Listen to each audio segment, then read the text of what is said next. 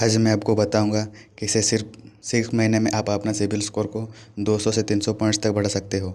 और सच यही है, 90% इंडियंस को यह 5 चीज़ें पता ही नहीं होती जो उनका सिबिल स्कोर चुपके चुपके बर्बाद कर रही है। एक रियल एग्जाम्पल से शुरू करते हैं। मेरा एक दोस्त था रोहित। सैलरी अच्छी थी, ईएमआई भी टाइम पर देता था, फिर भी उसका होम लोन रिजेक्ट हो गया। रीज़न सिबिल स्कोर सिर्फ 580 था। उसे खुद पता ही नहीं था कि क्या गलत कर रहा है। तो अगर आपका स्कोर भी 600 या 650 के आसपास अटका हुआ है, या आपका समझ नहीं आ रहा है कि क्यों लोन रिजेक्ट हो रहा है, यह वीडियो पूरा देखना, क्योंकि आज मैं सिर्फ थ्योरी नहीं, एक कंप्लीट 6 मंथ एक्शन प्लान दूंगा। तो आप जानते हैं सिबिल स्कोर क्या होता है। सिबिल स्कोर एक 3 डिजिट नंबर होता है। यह डिजिट नंबर 300 से 900 के बीच में होता है। यह नंबर बताता है बैंक को कि आप लोन या क्रेडिट चुकाने में कितना रिलेबल हो। यह नंबर ट्रांस यूनियन सिविल नाम की कंपनी बनाती है, जो आरबीआई अप्रूव्ड क्रेडिट ब्यूरो है इंडिया में।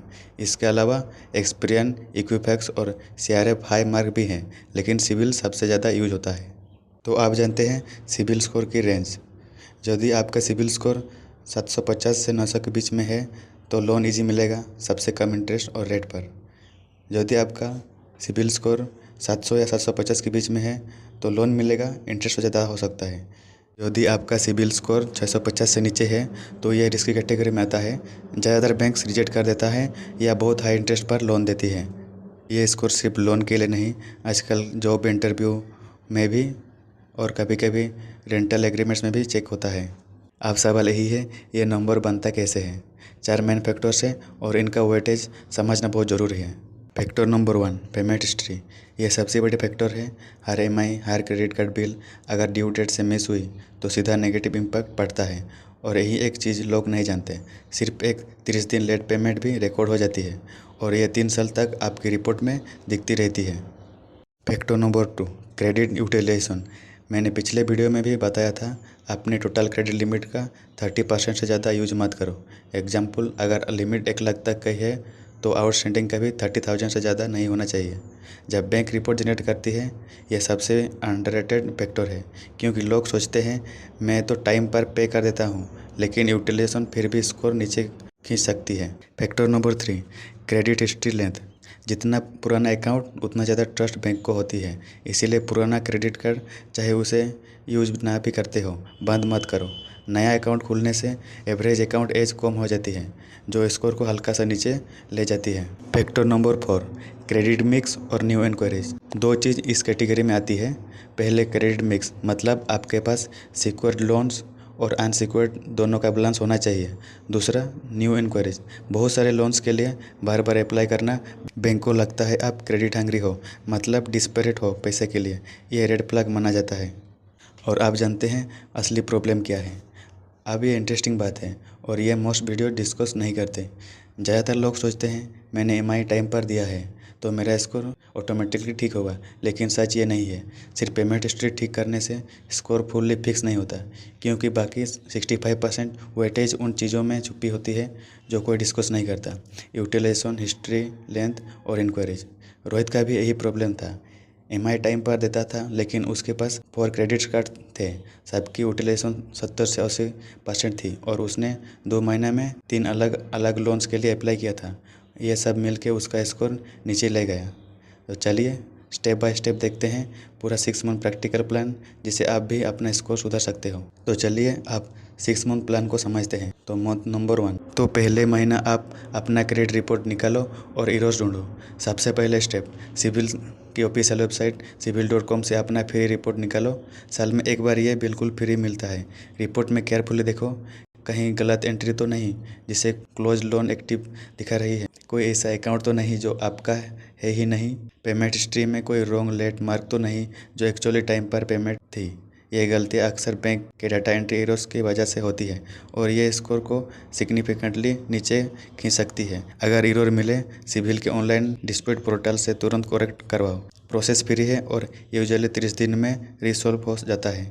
मंथ नंबर 3, सारी EMI और बिल्स ऑटो पे पर डाल दो। एक भी मिस पेमेंट 3 से 4 साल तक का स्कोर पर नेगेटिव इम्पैक्ट छोड़ता है। यह सबसे कॉस्टली मिस्टेक हो जाती है जो लोग करते हैं। सॉल्यूशन सिंपल है, ऑटो डेबिट या स्टैंडिंग इंस्ट्रक्शन सेट कर दो अपने बैंक अकाउंट से। इससे ह्यूमन एरर की पॉसिबिलिटी 0 हो जाती है। भूलना, बिजी होना या ट्रैवल में होना कुछ भी मैटर नहीं करेगा। अगर ऑटो डेबिट फेल हो जाए कभी भी तो तुरंत 2 से 3 दिन के अंदर मैनुअली पे कर दो। ज़्यादातर बैंक्स 30 दिन के ग्रेस पीरियड देते हैं रिपोर्ट करने से पहले। मत नंबर 4, पुराने अकाउंट्स मत करो।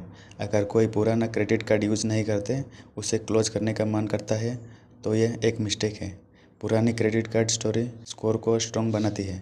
जैसे रोहित का सबसे पुराना कार्ड 6 साल पुराना था। अगर वो क्लोज कर देता तो उसकी एवरेज अकाउंट्स एज कम हो जाती।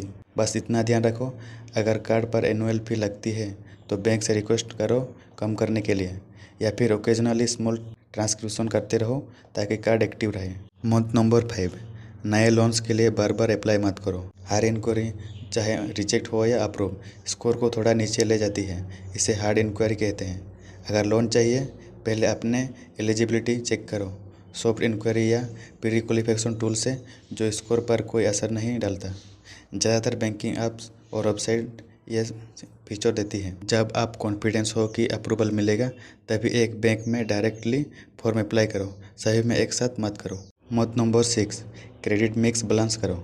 अगर आपके पास सिर्फ क्रेडिट कार्ड्स हैं और कोई सिक्योर्ड लोन नहीं है तो कोई छोटा सिक्योर्ड लोन लेना, जैसे गोल्ड लोन या small personal loan against safety. यह स्कोर को इम्प्रूव करता है। इससे बैंक को दिखाती है कि आप सिक्योर्ड और अनसिक्योर्ड दोनों तरह की क्रेडिट को रेस्पॉन्सिबली मैनेज कर सकते हो। ये डाइवर्सिटी स्कोर के लिए पॉजिटिव सिग्नल है। ये स्टेप ऑप्शनल है और सिर्फ तब करो अगर जेन्युइनली ज़रूरत हो। सिर्फ स्कोर के लिए अननेसेसरी लोन मत लो। अब एक चीज़ क्लियर कर देता हूँ ऑनेस्टी के साथ। यह प्लान फॉलो करने से स्कोर गारंटी से 200 से 300 पॉइंट्स तक नहीं बढ़ेगा, क्योंकि हर बैंक का इंटरनल स्कोरिंग मॉडल थोड़ा अलग होती है और कुछ फैक्टर्स जैसे पुराने डिफ़ॉल्ट्स या सेटलमेंट्स पूरी तरह रिमूव नहीं होते। सिर्फ उनका इम्पैक्ट टाइम के साथ कम होता है। लेकिन अगर इन 6 स्टेप्स को कंसिस्टेंटली फॉलो करो तो इम्प्रूवमेंट डेफिनेटली होता है। रोहित ने भी ये एग्जैक्ट स्टेप फॉलो किया और 7 महीने के बाद उसका स्कोर 580 से 710 तक पहुंचा और उसका होम लोन अप्रूव हो गया। और सबसे इम्पोर्टेंट बात, पेशेंस रखो। सिविल स्कोर एक इंस्टेंट फिक्स नहीं होती। ये एक ट्रस्ट बिल्डिंग प्रोसेस है। जैसे रियल लाइफ में रिलेशनशिप बिल्ड होता है, वैसे ही बैंक के साथ ट्रस्ट बिल्ड होता है। अगर ये वीडियो हेल्पफुल लगा, लाइक करो, शेयर करो उस दोस्त के साथ जिसका लोन रिजेक्ट हो रहा है या जो अपना स्कोर इम्प्रूव करना चाहता है। तब तक इन्फॉर्म रहो, स्मार्ट रहो।